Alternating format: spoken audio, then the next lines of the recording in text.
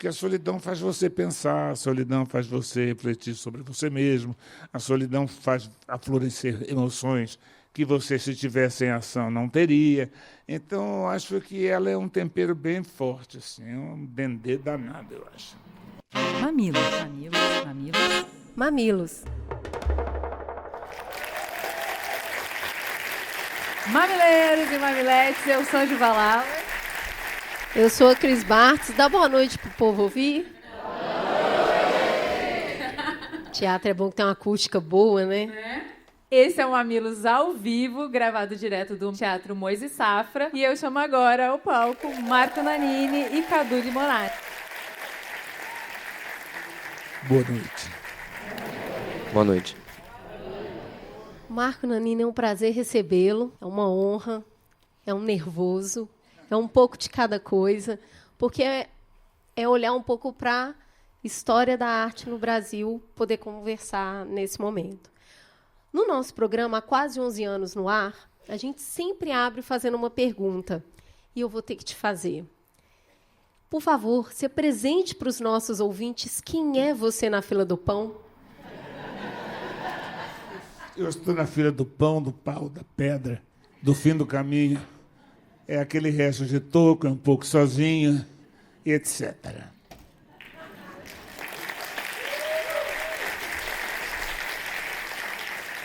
Cadu, você veio para acompanhar essa jornada toda, mas não só de acompanhante, também de atuante. Por favor, se apresente para os nossos ouvintes quem é você na fila do pão. Eu sou o Cadu Libonati, eu sou ator, eu faço parte do elenco, que tem mais 3 atores também, da peça Traidor, com o Marco. O ofício de vocês é o de viver várias vidas, né? Vidas diferentes e tal. Eu aprendi essa semana que a infância é um chão que a gente pisa a vida inteira, né? E como é que foi a infância de vocês e o que isso traz de ferramenta para vocês em cada personagem que vocês compõem, de riqueza, de repertório? Bom, a minha infância, né? Foi outro dia. Eu tenho só 31 anos. Deve lembrar de tudo. Lembro de bastante coisa, inclusive ao seu lado, né? Porque eu tive o privilégio de crescer sempre perto do Marco, também da minha avó, que é atriz, então eu acho que a vida... Quem é sua avó, Cadu? Eu sou neto da Irene Ravache. E... É um Nepo Baby, que Neto bonitinho. Baby. Neto Baby é diferente. Mas sim, tive esse literalmente privilégio de poder crescer no ambiente artístico. E claro que, respondendo a sua pergunta, eu acho que a infância, eu acho que é a criança dentro da gente que a gente tem que lutar para não deixar ela morrer, para a gente estar aqui em cima brincando de faz de conta. Eu tenho a impressão que a minha infância não acabou ainda. Porque eu fazendo teatro, interpretando outras coisas, fingindo que sou isso, fingindo que sou aquilo, eu estou dentro de uma fantasia que eu já tinha na minha infância, eu só aprimorei essa fantasia. Então, eu acho que a criança que está dentro de nós, de cada um de nós, deve ser respeitada, tem que ver, tem que admitir, tem que ser mesmo criança, porque aí aproveita melhor a vida. Mas que hora que essa criança começou a correr atrás de autógrafo, começou a achar interessante a vida de artista? Como é que isso aconteceu? Eu fui me encantando com figuras, por exemplo. Quando eu ia à missa católica, que minha mãe era católica, eu ia com ela, que ela me obrigava, claro, porque eu achava tudo muito bonito, mas todo domingo, né? Não, tudo bem, a fé é maior que isso, acredito. Deus me perdoe se eu estou mentindo. Mas ali, por exemplo, toda a história do padre vestindo aquela roupa que não é dele, a gente sabe que não é, é toda uma paramentação, é todo um ritual, né, bonito, né, que o padre, quando ele não faz assim, mas faz com fé e tal, fica muito bonito dentro de uma igreja. Tudo isso me encantou. E eu acho que foi daí. Você, Cadu? Eu lembro especificamente de 2 espetáculos que eu vi quando eu era mais novo. Eu lembro do Pterodátilos, que você fez, inclusive, do Felipe Iris, que o palco se movimentava e você trocava de roupa, sei lá, a cada 5 segundos entrava com uma personagem diferente e eu ficava assustado que ao longo da peça eu ficava vendo, caraca, essa pessoa está me fazendo acreditar que agora você é uma noiva indefesa, agora você é um cavaleiro. E essa brincadeira mesmo desse faz de conta. E aí descobri que eu fazia as pessoas rirem às vezes, meu irmão ria muito de mim. E eu acho que eu fui me encantando por esse poderzinho de manipular a risada e outras coisas. Manipular as emoções, né? Mudar as emoções bem das maldoso pessoas, né? Muito bom. A gente sabe que você, Nanine, é uma pessoa de parcerias longas, né? Então, Irma Vap foi 19 anos com Neila Torraca, com o Geraldo Thomas já é a segunda peça que vocês fazem juntos. Você dividiu 10 anos da sua vida com a Marieta Severo na Grande Família. 14 anos. É um casamento longo, né? Mais longevo que a maioria dos nossos casamentos aqui. Na ficção estava durando mais. Você é casado há mais de 30 anos? 38. Olha isso. Então, como faz para... A gente está cada vez mais descartando as pessoas, mais impaciente, não tenho paciência com gente, não quero DR, gente dá muito trabalho. Como faz para ter parcerias tão longas? Para viver bem, feliz e aprendendo com outras pessoas? O acaso, né? Na verdade, é uma sorte. Você é igual tropeçar, no bom sentido aqui, porque você esbarra numa criatura que vai ser seu parceiro, sua parceira de trabalho e tal, tem as suas afinidades, de uns e de outros, e vai se trocando isso vai se transporta para o espetáculo que a gente faz, ensaiando, né, desde o início. Então, isso tudo vai criando laços que vão se aprofundando e que são longevos. Entrar num acordo, né? Como faz conversando com o outro, com empatia, está aprendendo o que o outro sente, você se transportando para aquele lugar, ter humildade com o seu amigo, com a criatura que chegou. Tudo isso vai transformando esse relacionamento numa coisa mais profunda. Eu acredito. Agora, Nanine, a própria peça ela vem trazer essa complexidade do mundo atual, onde as relações estão líquidas e elas partem de um princípio muito determinante. Você fala que você observa pessoas porque você faz pessoas. Só que hoje em dia muita gente, a partir de uma frase que uma pessoa falou, acha que conhece aquela pessoa. E tem uma questão muito difícil de lidar com a ambivalência do outro e a gente acaba determinando. Como que nesse cenário dá para a gente trabalhar a arte e trabalhar a ambivalência do artista? Olha, eu acho que você ser ator ou atriz, e interpretar, ou ser um bailarino, ou ser um advogado, o que interessa é a vontade que você tem de ser isso. Aí você faz muita coisa, faz muito pacto com você mesmo no espelho, com os seus colegas que vão fazer para você críticas, elogios, e a vida vai indo. Eu acho que é isso que é a fonte. O resto, cada um vai decidindo, né? Cadu, tá mais difícil para quem está começando agora, hein? Mas eu acho que tem um lugar sobre isso tudo. Essa coisa do dar certo numa relação de trabalho ou de amizade, qualquer coisa, é mais simples do que parece. Mas é que hoje também tem muita informação e muita coisa. E a gente vive num mundo doente. Expectativas altíssimas, né? E expectativas já, porque expectativa, sei lá, para mim sempre pareceu uma coisa que eu crio na minha cabeça, né? Só que hoje em dia eu tenho que lidar com a minha expectativa e com a do planeta, que o mundo hoje em dia espera, ainda mais dos artistas, que você tenha as mesmas expectativas que eles. Eu tenho que ter os mesmos desejos que todo mundo, senão eu sou mais um no mercado que não quer ser mais um no mercado. É um pouco isso para mim. É verdade. Nanine, eu vi você falar que você está aprendendo a envelhecer. Eu gostei muito disso, porque faz todo sentido. Você nunca envelheceu antes. Tudo que a gente faz na vida é pela primeira vez. E tem essa metáfora, né, que é no valendo. A vida é sempre no valendo. Como que você está lidando com esse aprendizado? Como é isso? Como é que você vai lidar com o inevitável? Você tem que se adaptar, não é isso? Na verdade, o que acontece é que eu sempre vim envelhecendo desde que nasci. Mas eu só tive consciência disso recentemente, que eu sempre estava envelhecendo. Aí ficou tudo muito normal, muito... Tanto faz, eu não posso fazer nada, né? Posso, eu não... Pode reclamar, pode ficar rabugento, Não, pode não, resistir. isso não pode, não. Pode, isso Não pode? Não, Por tem quê? que ser... porque fica muito chato, né? Ser rabugento. Você fala as coisas de um jeito tão encantador que você fala, não, é muito natural, é só ser uma pessoa sábia, que aceita as coisas que a gente não pode mudar. Olha, mas é porque é natural. É só você observar. Tudo que a gente faz é com naturalidade. Qualquer um de vocês vai observar em vocês mesmos essa naturalidade. Porque é assim que a gente convive, é assim que a gente troca, é assim que a gente tem empatia, que é observar o outro, compreender o outro, para incorporar os sentimentos do outro também. Eu fico em dúvida se ele é mais pragmático ou mais romântico. Eu estou realmente em dúvida. Porque parece ter uma mistura inexata disso que está funcionando. Olha, quem sabe é um romântico com a coisa mais pragmática. Talvez. É um romântico pragmático. Parece bom isso. Vamos Agora, dizer.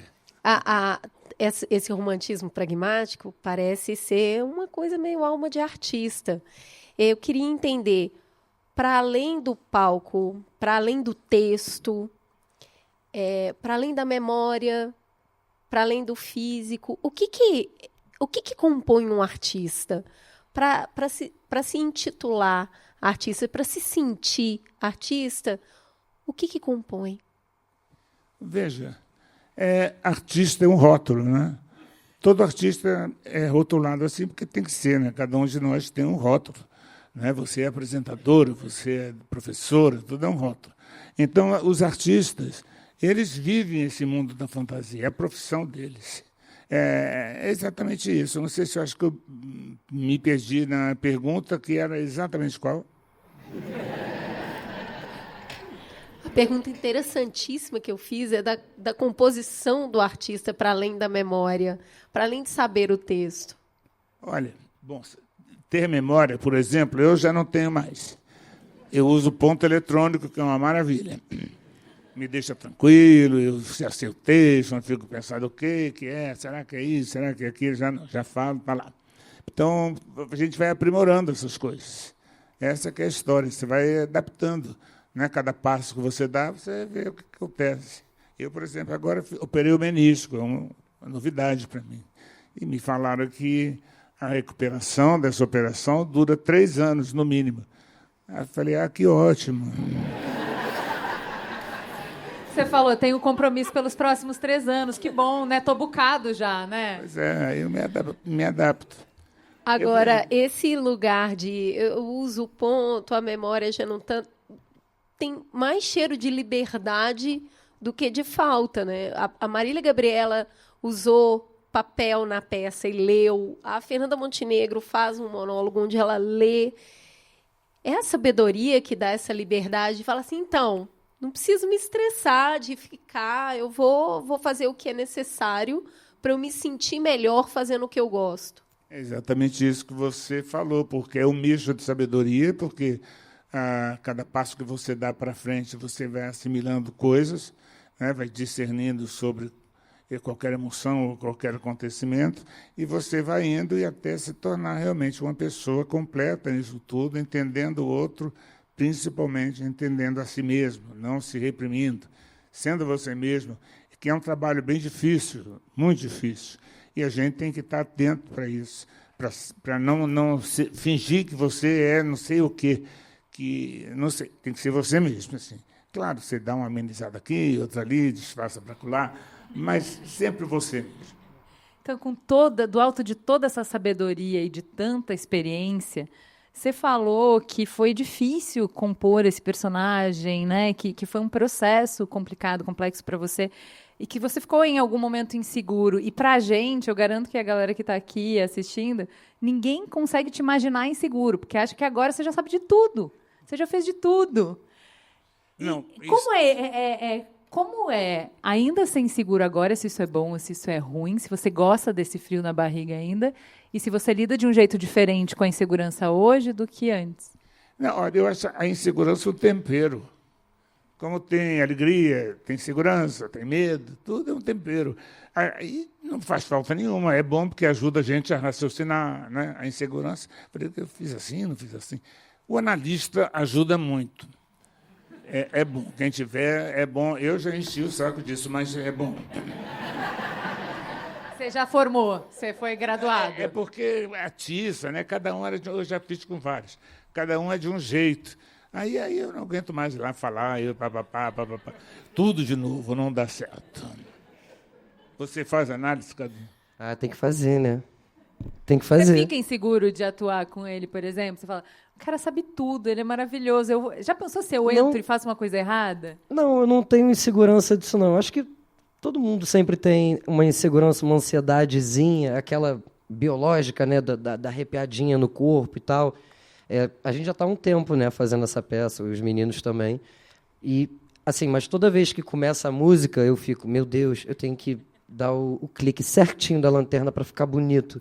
É uma coisa que talvez as pessoas nem notem, pequenas coisinhas.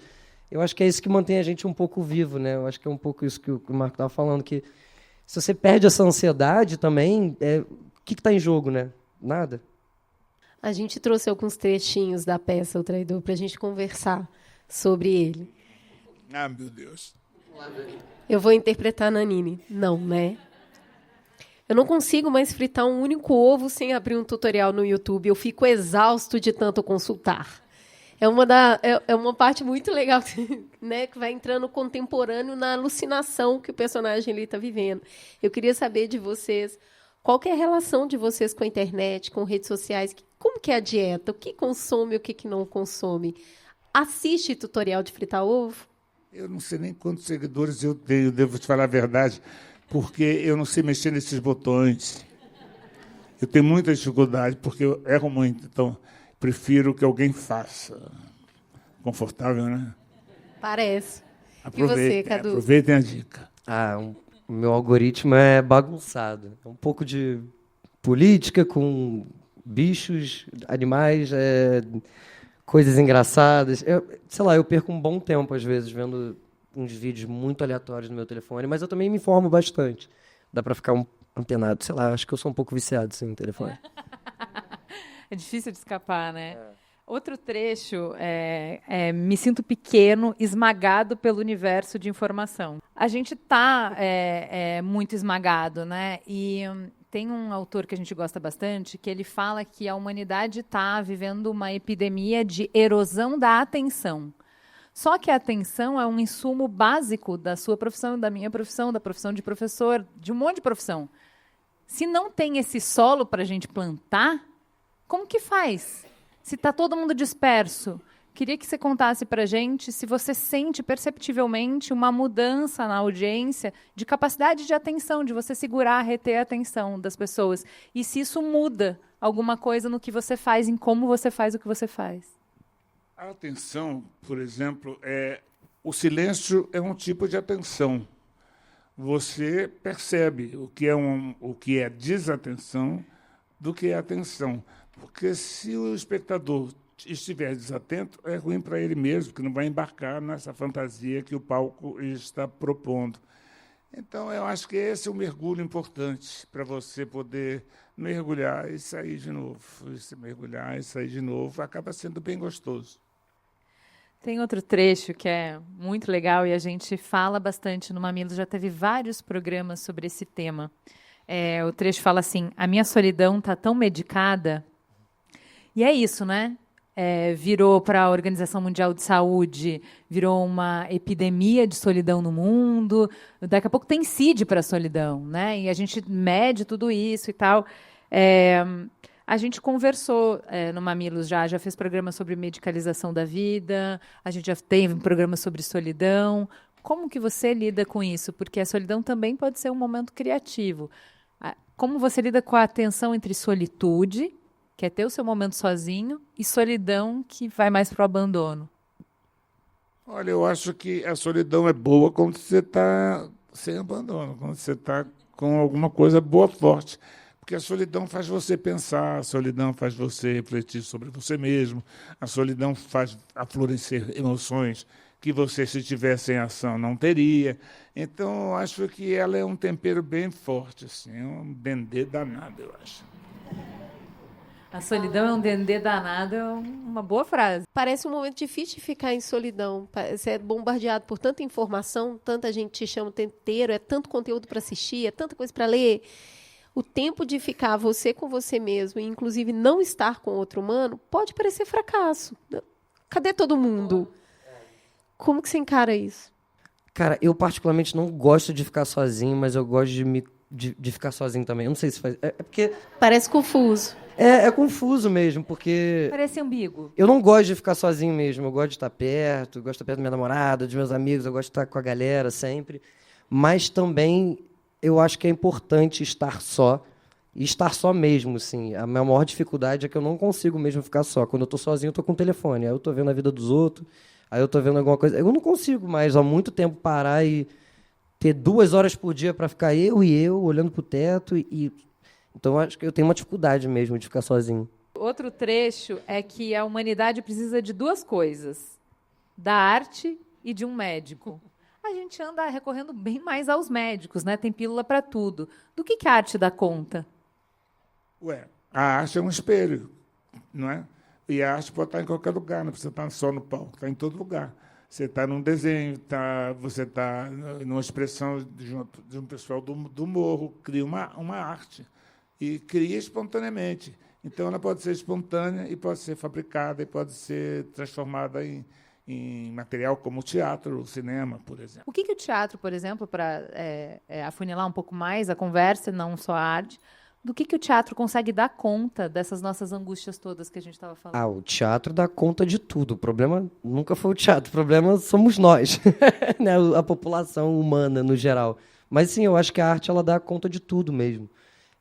Quando bem feita, quando... Feita de verdade, né? Porque bem feito é muito relativo. Pode ser bem feito para um, não para outro, mas quando ela é feita com o intuito da gente fazer arte mesmo, quero dizer algo para alguém, vai chegar para alguém. E, para mim, se chega para 2 milhões de pessoas, acho que ela já cumpriu esse intuito de dar conta de tudo, eu acho. Tem uma parte da peça que é muito boa, que é a encenação de um comercial. Né? Olha a salsicha, vai a salsicha! E põe roupa, tira roupa, vai ter que gravar de novo, mudou o briefing. Que porra de briefing é esse? Como que vocês enxergam a necessidade do artista precisar se desdobrar e, muitas vezes, trabalhar nessas outras frentes que passam, muitas vezes, por vender produto, muitas vezes por anunciar produtos para que a arte seja viabilizada? Isso faz parte ou isso é violento? Bom, é violento do jeito que a gente está vivendo. Porque, né, eu estou trabalhando profissionalmente tem uns 11 anos. Eu lembro que quando eu comecei não era tão interessante você jogar a tua imagem para tudo quanto é marca e vender a sua imagem a todo custo. Era até quase meio cafona, falado entre os atores. Hoje em dia é muito pelo contrário. Quando eu vejo um colega meu fazendo, eu fico feliz, que eu falo, caraca, tá ganhando dinheiro, que bom. Porque é isso, nesse caso a arte não está dando conta da parte financeira. Dos boletos. Então as marcas elas estão aí, né, ajudando. É muito complexo. Mas, enfim, eu acho que sim, eu acho que toda hora a gente está tendo que se recorrer para outros lugares que não só a arte, e não é só teatro, não. Não basta nem só ser mais um ator que faz televisão. Isso já não consegue garantir 100% sua dignidade financeira para o resto da vida. Mas o teatro já é feito na raça desde sempre, né, Nanini? É sempre na unha, é sempre na base do desejo. É assim, porque é o desejo que faz, né? O desejo é que faz viver, que faz se transformar. Se você não tiver o desejo, fica tudo muito apático, fica xoxo, né? Fica, não dá certo. Então, se você tiver desejo, aí tem sangue assim, fervendo, aí dá bom, aí dá certo. Falando em ferver outra coisa, tem uma parte que é muito boa, que fala assim: eu sou viciada em perder. Eu sofro de Brasil, minha gente. Eu preciso perder. É bom demais isso. Isso aí foi uma coisa totalmente do Gero. De repente ele apareceu com isso. Falei, então tá bom, vamos fazer. Porque vamos você ver não o que sente acontece. assim? Porque cada um pensa você o que acha quiser. que a gente tem um longo passado pela frente? O que você pensa? Olha, eu não penso para frente. E agora estou perdendo a memória, então penso muito pouco para trás. Mas eu fico treinando, pensar para frente e tal, e coisa, fico treinando, fico me divertindo O com Brasil isso. tem jeito, Nanini? Hein? O Brasil tem jeito? Ah, claro que tem jeito, tem muita gente nascendo, inclusive, que vai poder ajudar mais ainda, porque vai saber dos podres e vai percebendo que tem que mudar, e aí vão vir políticos novos, assim, acredito que sim, porque tem que olhar para o mais humilde, para saber como é que é. Muita gente sofre demais, e você tem que ver e saber e sentir e ter emoção por isso, pelo ser humano. Eu falo isso porque a gente representa seres humanos, né? Os personagens são seres humanos. Então, a gente observa muito esse tipo de comportamento. Bom... Cadu, você é jovem, você tem muito tempo de Brasil pela frente. O que você pensa? Tá dando bom? Vai dar bom? Não tá dando bom, né? Mas eu concordo com o que o Nanini falou. A gente eu conheço muitos brasileiros, desculpa a palavra, fodas, tanto no campo da política quanto no campo da comunicação. E, claro, sempre vai ser uma luta muito árdua você, né, lutar para a emancipação do trabalhador e de todo o resto, né, que a gente tem que olhar. Mas existem essas pessoas. A parada é que o outro lado ainda é muito forte. Mas eu acredito que eu conheci muita gente muito persistente e maluca, que ainda tem uns 50 anos aí pela frente de vida pública e de luta. Então, eu acho que se a gente não tiver a mínima esperança também, joga no lixo, né? Então, é isso. Eu sou um pessimista esperançoso. Tem uma coisa interessante que aconteceu no passado, das pessoas compararem, falarem que a grande família era os Simpsons do Brasil. Mas, assim, o Homer Simpson era o chefe de família muito infantil, muito sem escrúpulos, muito em benefício próprio. Já o Lineuzinho. Lineu, assim, com aquela mão, fazendo nenê. O Lineu salvava a família das trapalhadas do Agostinho. O Lineu era um agregador, ele era o politicamente correto, sem ser chato, sem ser pedante. Ele queria a ordem e o amor juntos, a organização da família. A comparação fica muito longe quando a gente fala disso, mas hoje em dia, um pouco da nossa cultura tem migrado muito para esse lugar do individual, esse lugar de um ganho muito rápido e de um jeito que seja o mais simples possível. Hoje em dia, você enxerga o Brasil mais para Homer Simpsons ou a gente ainda consegue ter o Lineu, que é o correto, que é o certo, e vai fechar assim porque a vigilância sanitária está aqui? Eu acho que o Lineu é um personagem de época. Então, agora mudou tudo. Agora tem outro Lineu que eu não sei como é que é, entendeu? Aí eu teria que receber o script para fazer esse outro Lineu. Aí eu não sei o que seria, se eu ia, não sei como ia ser, se ia botar uma cena, não sei. Então, assim, esse Lineu, ele foi pensado muito, porque não foi somente o Lineu, foi todo o programa. O elenco se reunia sempre com os produtores, os diretores, os autores.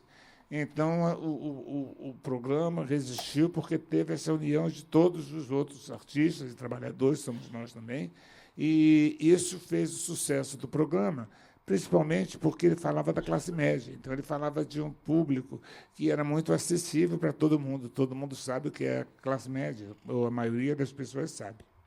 Então, por isso que o Lineu ficou essa figura marcante, porque ele era o contrário do Agostinho, por exemplo, né? Mas quem fazia a comédia era o Agostinho. A comédia de Lineu tinha que ser mais delicada, mais suave, entendeu? Então, porque o diretor, quando ele me pediu, ele me falou que eu estava fazendo assim, muito sério, eu falei, mas olha, esse é o humor do Lineu. Porque quem faz humor como você quer é o Agostinho. Então, ou é o Lineu ou é o Agostinho. Quem é que faz o humor? E aí, então, eu resolvi fazer o Lineu mais concentrado, porque senão ia ficar tudo meio sujo, meio avacalhado, porque aí o chefe de família, quem ele é? Um idiota, uma coisa, não. Ele tinha que ter uma certa dignidade, tinha que ter um certo senso de moral e essas coisas. E todo personagem da grande família, qualquer um, tem muita empatia com o espectador, porque todo mundo ou foi ou conhece alguém parecido. E Grande Família é muito melhor que Simpsons, né? Não tem discussão. Tem que ser comparação. Um um tema da peça, uma discussão que eu e a Cris, a gente já teve vários rounds dessa discussão, vários, que é sobre mentira. Sobre o que é pior, se é mentir para os outros ou se é mentir para si. O que é mais importante, você ser leal ao país, à causa, à família, ou a você mesmo? Se você ser fiel a você mesmo, você não é volúvel, e se você ser fiel a essas grandes coisas, você não está sendo um hipócrita, na verdade, quando você não pensa nada disso. O que é para você? Qual é o lugar que a mentira tem na sua vida? A que você é fiel? A mentira pode ter vários papéis, né? A mentira pode ser para o bem, pode ser para derrotar qualquer pessoa. Então, depende de quem faz, depende do grau da mentira e da repercussão que ela vai ter. Então, aí é um problema que cada um tem que... Mas como é para você? Você é mais rígido ou você... Porque, no final, o que eu aprendi com a Cris, nessas discussões infinitas, porque eu sou uma pessoa rígida. Não é não, sim é sim, preto é preto, branco é branco. Então, mentira não pode. Essa complexificação da conversa... Você notou que a mentirosa sou eu, né? Não. Você entendeu, não entendeu? Mas é essa complexificação de mostrar quando você está sendo verdadeira para uma causa, para uma pessoa, e não a você, isso é ser íntegra? Que integridade é essa? Se você não está ali. Se você está sendo verdadeira e sendo cruel com a pessoa, que verdade é essa? Então, essas perguntas, isso que eu realmente não sei. O que é pior? Trair a causa aos outros, o trabalho, ou trair a você mesmo, a sua essência, quem você é? Bom, aí você pega traição. Traição não é bom de jeito nenhum, né? Porque traição é uma facada, na verdade. Traição é uma facada de qualquer tipo de traição. Eu acredito que a maioria das pessoas não quer trair os outros ou não vive de ficar traindo os outros, ou seja, vive mentindo, aí acumula tudo e etc. Mas a traição ela é necessária, é um tempero e depende do grau que é essa traição e do que significa essa traição para cada um. Como é para você, Cadu?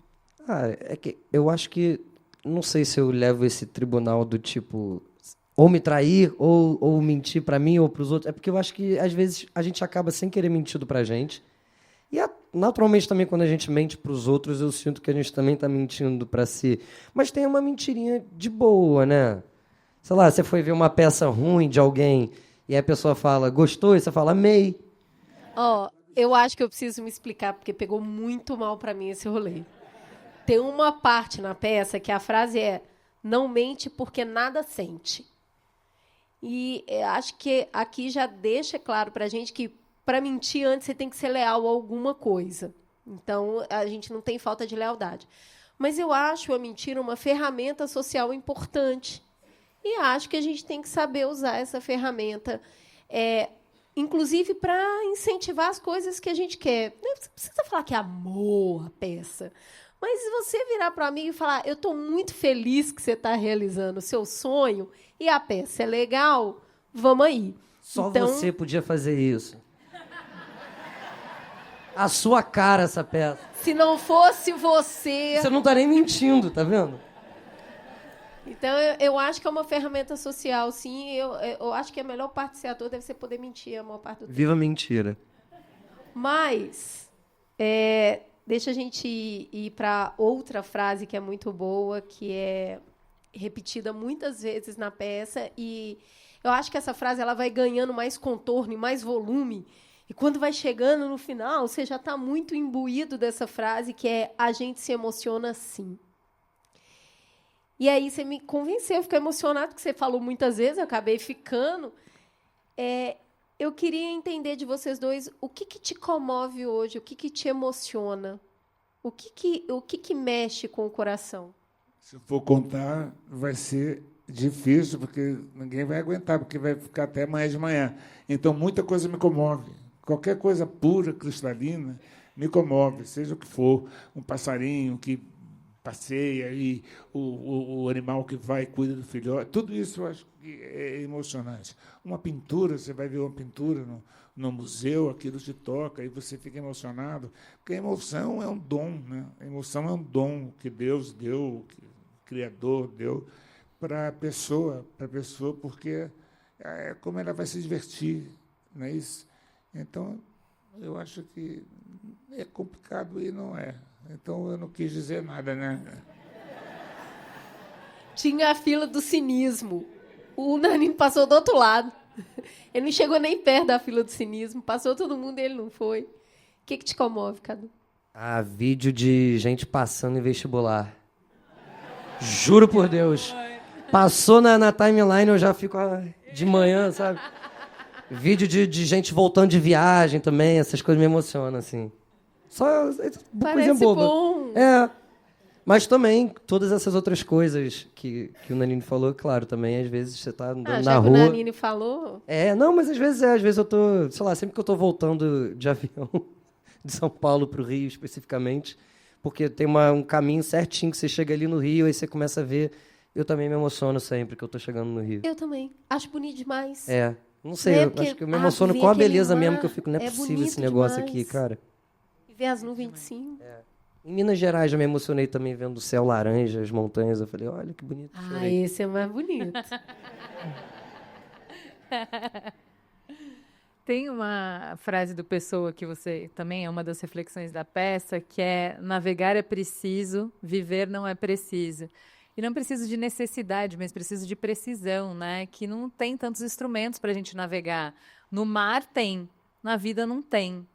A gente, esse ao vivo faz parte da comemoração dos nossos 10 anos. A gente já passou 3 rebentações de mudança de algoritmo, tudo mudou e a gente mudou junto, e vamos lá. E agora a gente vê que tem tempestade se formando de novo e a gente se preparando. Como você é muito nosso sênior, você já passou por muitas transformações, sobreviveu, resistiu, se reinventou, o que você queria que a gente soubesse? Que palavras que você tem pra gente, a gente tá entrando no mar e tá feia a coisa, tá turbulento. O que você tem para nos falar? Olha, eu acho que vocês são um exemplo atual de pessoas que combatem, que convivem, que criam o seu próprio programa, inventaram esse programa, fizeram desse programa um podcast famoso e que todo mundo gosta. Então, vocês reinventaram uma situação que vocês pensaram lá no fundo, mas que, com a convivência, foi indo e virou o que nós estamos aqui, inclusive, sendo ao vivo com espectadores, porque fica melhor ainda, a gente pode sentir a energia dos espectadores também, e isso colabora com o programa, eu acho. Então, muito obrigado a vocês por estarem aqui.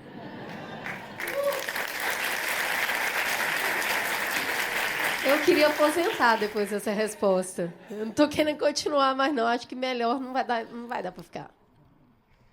Cadu, você tem alguma palavra de sabedoria pra gente?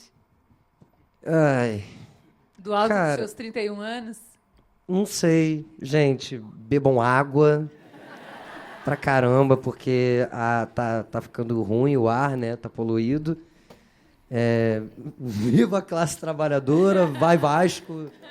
E vão ao teatro, por favor, assistam teatro. Vocês que fazem o teatro ficar vivo também. Esse seu depoimento agora, o Cadu, parece com a peça, né? Que ela salpica coisas. Então, a peça é feita de fragmentos, ela não tem uma história. E isso que você falou, você vê, faz sentido. O que você falou, apesar de salpicado para aqui e aqui, faz um sentido. É isso que a peça espera fazer. Que essa confusão toda que a gente apresenta possa tocar o espectador de alguma maneira. Que ele se emocione com alguma frase, com alguma maneira. E isso é muito bom para quem está fazendo a ação no palco, né? E ainda mais nesse espetáculo, eu tenho a sorte de ter como Cadu mais 3 rapazes que fazem com agilidade, que dão o movimento, que eu não vejo todos, porque estou estranho para o público, vejo um ou outro, mas eles dão esse movimento que é o borbulhar da cabeça desse homem. Então, eles fazem lá um trabalho que eles foram criando, e que fazem parte do personagem, da cabeça dele, que o espectador fica meio que perdido entre se vestir com aquilo, saber o que é, que faz parte também, que é uma técnica teatral do Geralt para escrever. Que é um esquisito muito bom, né? Concorda? O Gerald é um esquisito muito bom. Ah, sim, ele é um esquisitérrimo, muito bom. É.